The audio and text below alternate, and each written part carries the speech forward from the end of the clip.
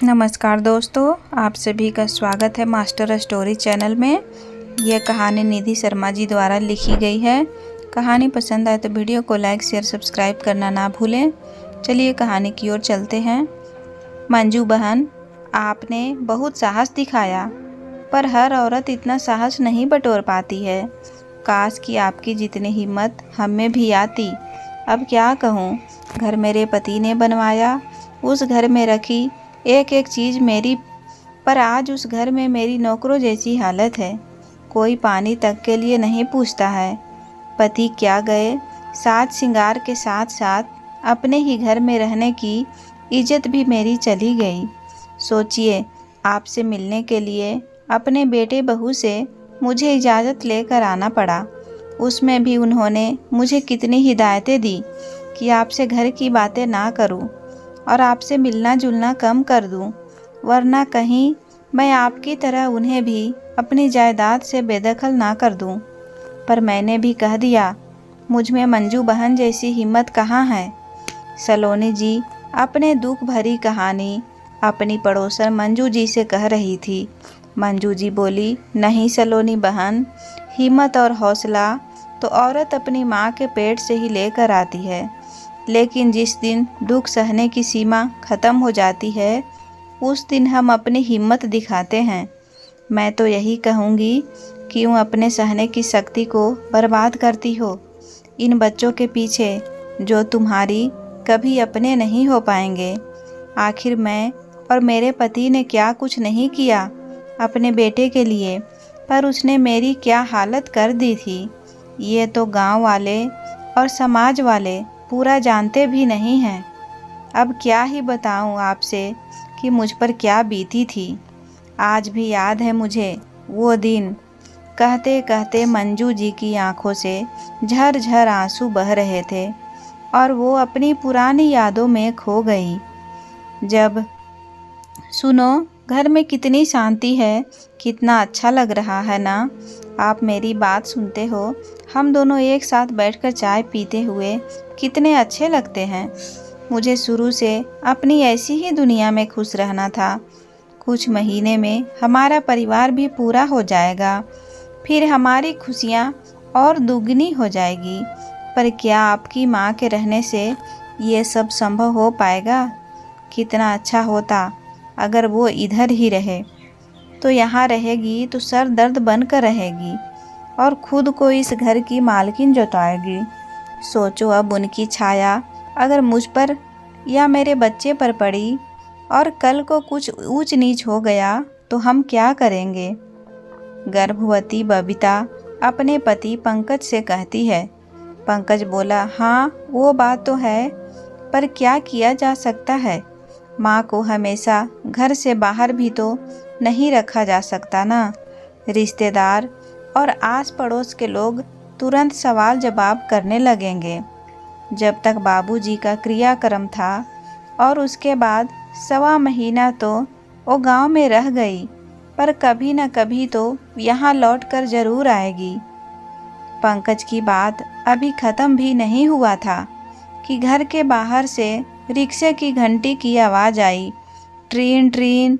बबीता उठकर देखी तो उसकी सास मंजू जी रिक्शे पर ढेर सारे सामान के साथ बैठी इंतज़ार कर रही थी कि बेटा बहू में से कोई तो आए और आकर उनका हाथ पकड़कर थोड़ा नीचे उतार दे, पर कोई नहीं आया।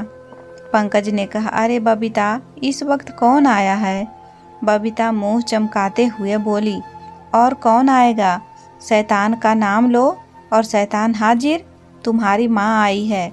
कहकर वो दरवाज़ा खोलकर वापस अपनी चाय ख़त्म करने लगी। थोड़ी देर मंजू जी इंतज़ार करती रही, फिर रिक्शे वाले से बोली, बेटा तुम ही थोड़ी मदद कर दो और सामान दरवाजे तक पहुंचा दो। रिक्शे वाले ने अपनी इंसानियत दिखाई और उनका हाथ पकड़कर नीचे उतारा और सभी सामान को दरवाजे पर छोड़कर फिर वापस चला गया। मंजू जी जैसे तैसे सामान को खींचकर बढ़ती हुई घर में प्रवेश की।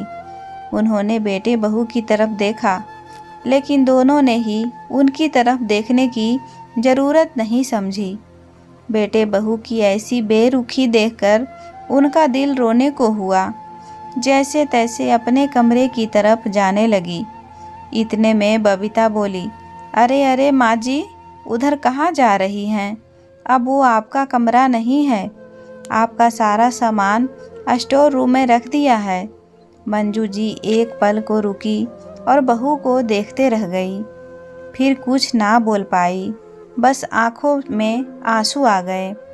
बबीता ने धीरे से पंकज के हाथों पर चिकोटी मारी और इशारे से उसे माँ से कहने को कहा।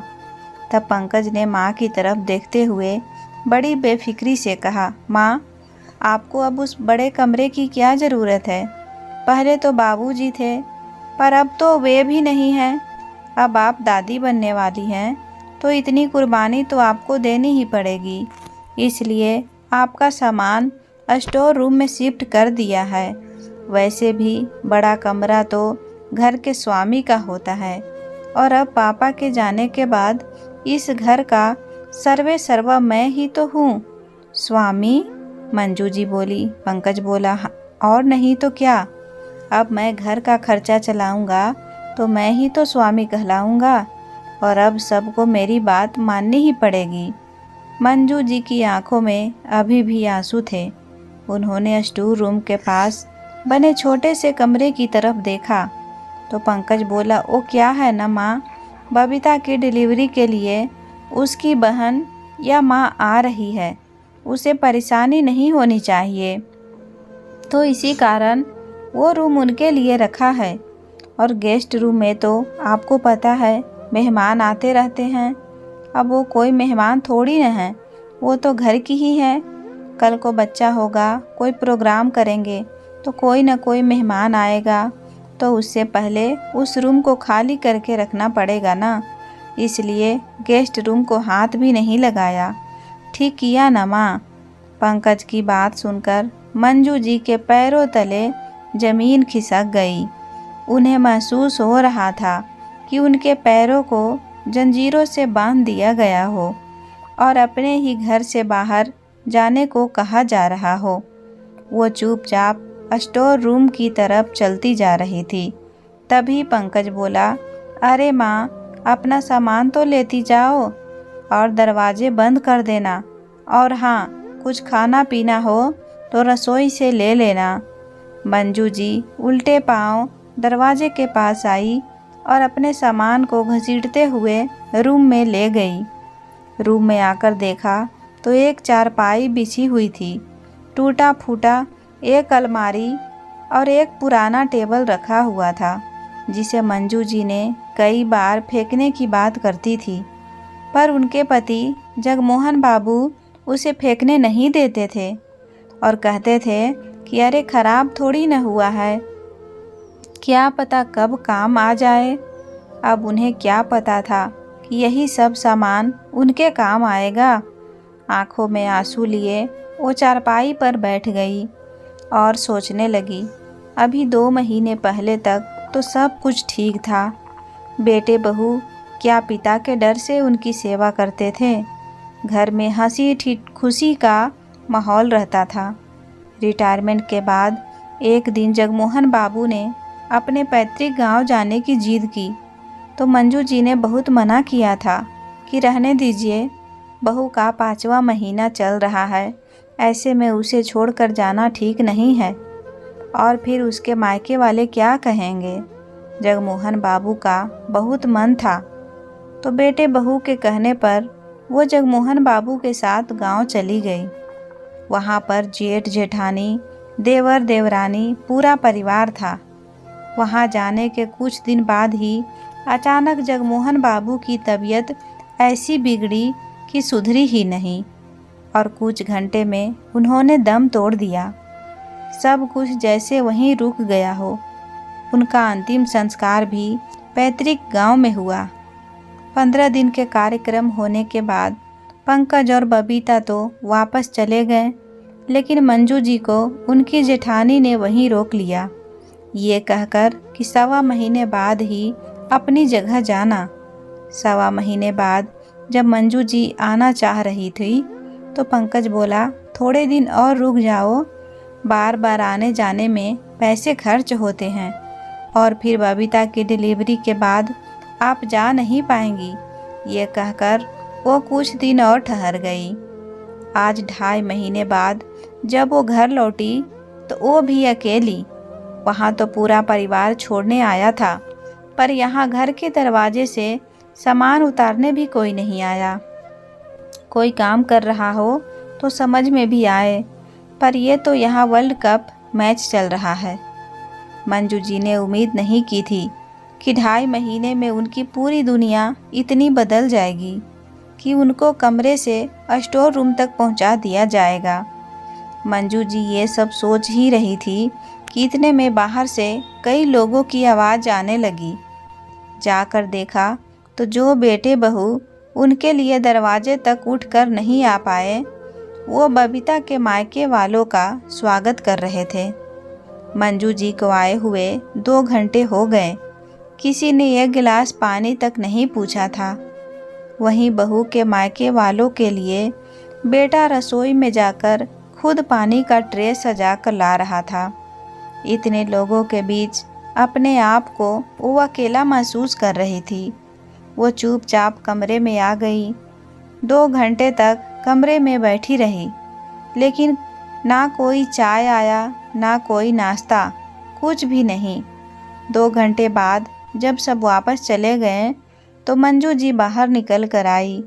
उन्हें बहुत जोरों की भूख लग रही थी। फिर वो उठकर रसोई में गई। रसोई में खाने के लिए कुछ भी नहीं था, क्योंकि शायद खाना भी बाहर से मंगवाया गया था। तभी बबीता रसोई में आई और बोली, क्या ढूंढ रही हैं?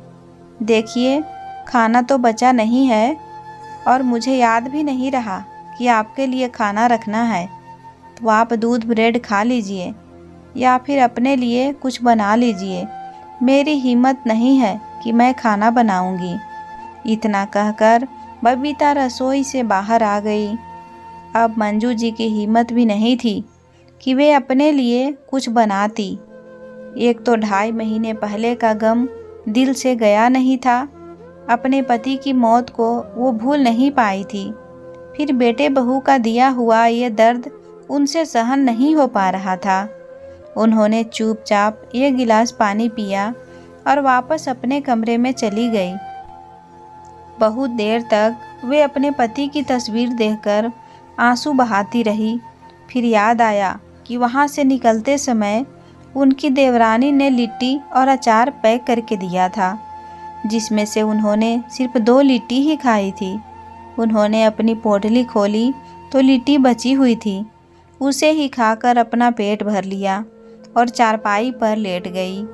देर रात सोने की वजह से सुबह लेट से उनकी नींद खुली तो बाहर से ठहाके की आवाज़ आ रही थी। उठकर देखा तो सब नाश्ता कर रहे थे और चाय भी पी रहे थे। सबकी प्लेट में गर्मा गर्म जलेबी थी। मंजू जी को देखते ही सब चुप हो गए। इतने में पंकज बोला, माँ, आप अपने कमरे में बैठिए, आपका नाश्ता कमरे में ही आ जाएगा। बेटे की बात सुनकर मंजू जी वापस कमरे में उल्टे पांव चली गई। थोड़ी देर बाद पंकज चाय नाश्ता लेकर कमरे में आया और देते हुए बोला, माँ, लो खा लो और भगवान के लिए जहाँ तक हो सके कमरे में ही रहना। मंजू जी बेटे से कुछ पूछती, इतनी उनकी हिम्मत कहाँ। बेटा बोला, देखो माँ, मुझे पता है कि आपको बाबूजी के जाने का बहुत दुख है, लेकिन कर भी क्या सकते हैं। उनकी तो उम्र हो गई थी, इसलिए वो चले गए। लेकिन आप यूँ दुखी चेहरा लेकर बार बार बबीता के सामने आओगी तो होने वाले बच्चे पर गलत असर पड़ेगा। इसलिए कह रहा हूँ, आप अंदर ही रहना। और वैसे भी सब लोग कहते हैं कि एक विधवा की छाया। कहते कहते पंकज एकदम से रुक गया और वापस बाहर चला गया। मंजू जी बेटे के शब्द भरे वान से घायल हो चुकी थी। उनका मन कर रहा था वो ज़ोर ज़ोर से रोए। उन्हें समझ नहीं आ रहा था कि उनके बेटे में इतना बदलाव कैसे। मंजू जी जगमोहन बाबू की तस्वीर के पास जाकर बोली, हमारा बेटा इतना कैसे बदल गया। वो अपनी माँ के लिए ऐसा कैसे सोच सकता है। उसकी माँ विधवा है तो क्या उसका साया उसकी पत्नी और होने वाले बच्चों के लिए अच्छा नहीं। अभी 2 दिन में उसने मुझे इतना कुछ दिखा दिया कि लगता है आगे चलकर ये दोनों तो मेरी ज़िंदगी नरक बना देंगे। बोलते बोलते मंजू जी रो रो कर बेहाल हो गई थी। चाय नाश्ता भी उन्होंने नहीं किया। आज उनके आंसू पोंछने वाला भी कोई नहीं था। आखिरकार बहुत देर रोने के बाद जब वो थक गई तो खुद चुप हो गई। अपने पति की बातों को याद करने लगी कि वो कैसे उन्हें हौसला देते थे और सही समय पर सही निर्णय लेने के लिए कहते थे। आखिरकार उन्होंने भी कुछ निर्णय लिया।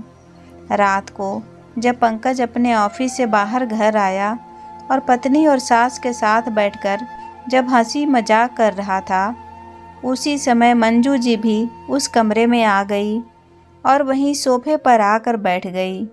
उनके आते ही दोनों चुप हो गए। पंकज ने घूर कर मंजू जी को देखा और बोला, माँ कल तुम्हें कुछ समझाया था ना, क्या दिमाग में कोई बात आती नहीं है? मैंने कहा था आपसे कि आपका मेरे बच्चे के आसपास रहना ठीक नहीं है।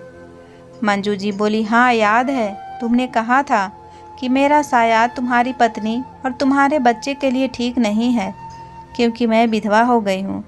पर बेटा, जब मेरा साया तुम्हारी पत्नी और बच्चे के लिए ठीक नहीं है तो अपनी पत्नी को यहाँ क्यों रखते हो? लेकर कहीं और चले क्यों नहीं जाते? मंजू जी की बात सुनकर पंकज भड़क गया और बोला, क्या कहना चाहती हैं आप? भला मैं क्यों घर छोड़कर जाऊं? अब घर का स्वामी मैं हूँ और आप इस तरह से मुझसे बात नहीं कर सकती। स्वामी? बेटा, मालिक तुम हो तो मैं तुम्हें बता दूं कि ये घर मेरे नाम पर है, तो किसी गलतफहमी में मत रहना।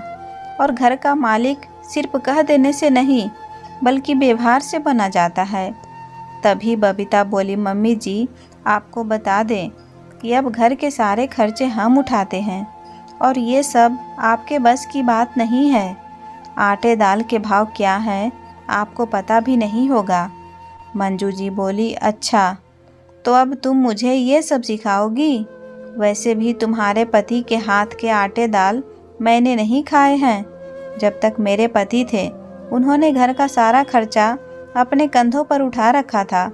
उनकी जब मौत हुई तब मैं गांव में थी और जब से मैं यहाँ आई हूँ तब से मैं तुम्हारे घर का कुछ नहीं खाई।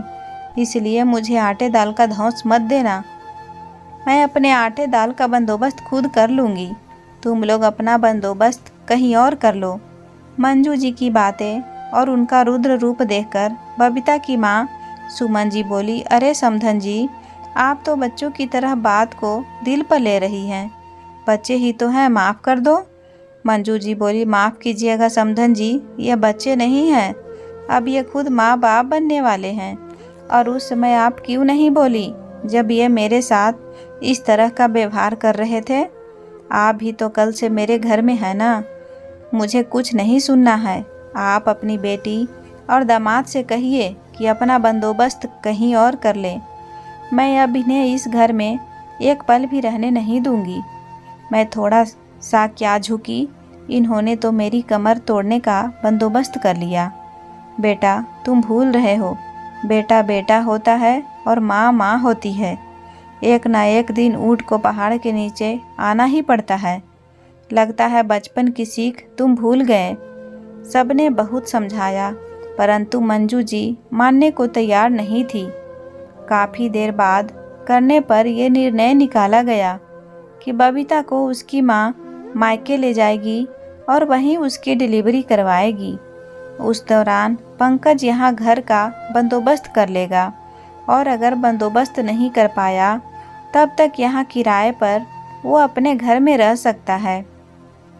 2 दिन बाद बबीता अपने मायके चली गई। यहाँ सुबह से शाम तक पंकज घर ढूंढता। जब थक हार कर आता तो मंजू जी उसे एक गिलास पानी तक नहीं पूछती थी। पंकज बोला, माँ आप इतना बदल जाएंगी मैंने सोचा नहीं था। मैं भूखा प्यासा रहता हूँ और आप मेरे सामने खा पी रही हैं। आप ऐसे कैसे कर रही हैं?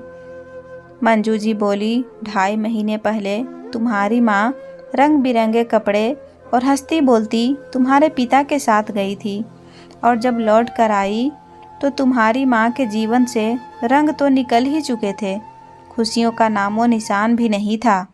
पर तुम दोनों ने अपना रंग ऐसे बदला मानो घर में मेरा कोई अस्तित्व ही नहीं है। भूल गए ना बेटा, कैसे तुम दोनों ने मेरा स्वागत किया था? तो याद रखो, जैसे को तैसा दिखाना माँ को भी आता है। जल्दी से जल्दी अपना बंदोबस्त करो या फिर 1 महीने का किराया मेरे हाथ में रखो।